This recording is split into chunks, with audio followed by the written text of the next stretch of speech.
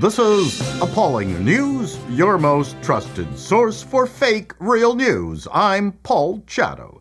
It seems that we are spending more of our time being outraged than actually doing useful work.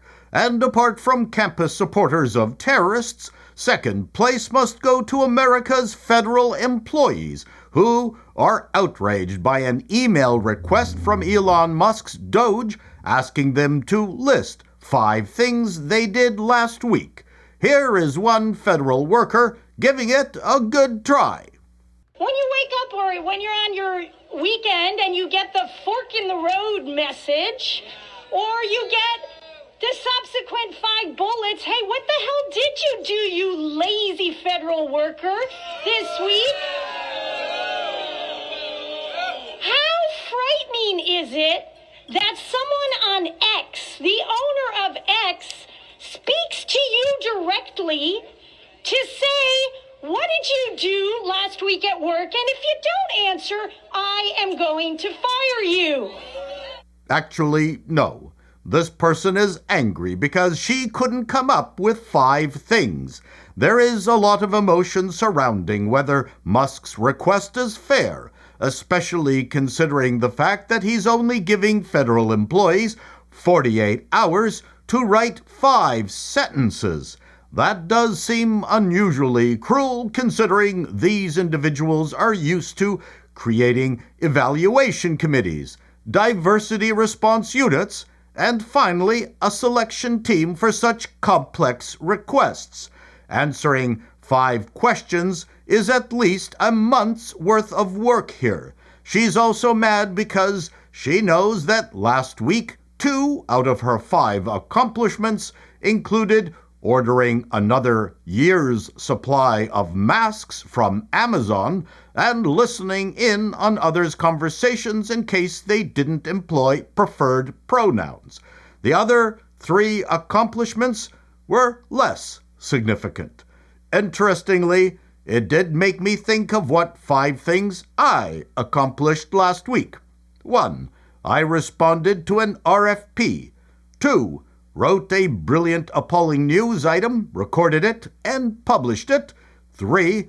Wrote 2 contracts for 2 bids that we won. 4. Went up to our winterized recreational vehicle and made sure the generator was working. I have to do that every month. 5. Spent several days going after clients who owe us money. In the trade, that's called AR, accounts receivable. That was easy. Didn't even break a sweat. How about you? What 5 things did you accomplish last week?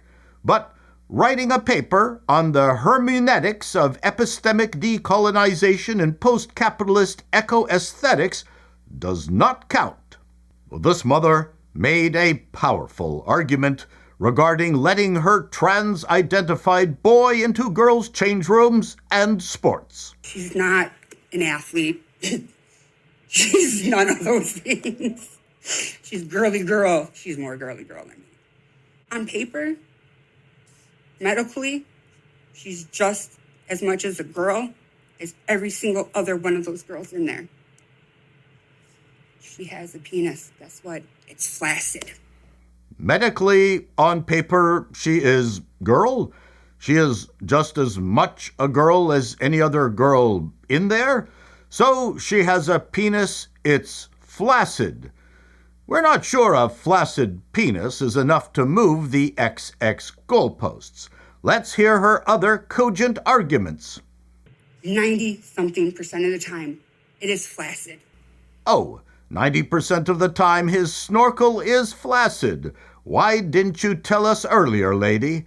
That is the soft scientific evidence we were looking for to establish the vaginal bona fide of your medically neutered son. How could anyone argue with a totally sane woman with blue hair, metal shards implanted in her face, and wearing a Protect Trans Kids shirt? As we say here on Appalling News, boys make the best girls. So far, we have shown you 2 completely batshit crazy women. Let's make it 3. Has anyone heard CEO posters are being plastered everywhere with wanted signs. Yeah. Evidently, it looks like it's going to be open season on CEOs. God bless America. Apparently, CEO posters are being plastered everywhere with wanted signs. There's going to be open season on CEOs. We have no idea what this means. Has this woman, who gets her glasses from the $2 donation bin at the local Goodwill, assemble other mushroom pickers to take out CEOs? This seems to be quite the threat. Are they making a list of CEOs to take out? Doug McMillan of Walmart? Jamie Dimon of JP Morgan? Mary Barra, General Motors? Jane Fraser, Citigroup? Michael Dell? Bob Iger? She does look threatening in that Joker kind of way. We wonder how many CEO wanted posters she's going to be able to print on her HP inkjet printer. We get the feeling that she is living in a small rural community that still hasn't banned Roundup pesticides yet. Not sure any of the CEOs are going to even see these posters, but still, perhaps they should contact the FBI for protection, or maybe hire a phalanx of JetBlue flight attendants? Are the CEOs going to have much to worry about? We're just wondering where these deranged women are coming from, and how come they insist on recording their mental illnesses. This is Appalling News, and that's the way it is.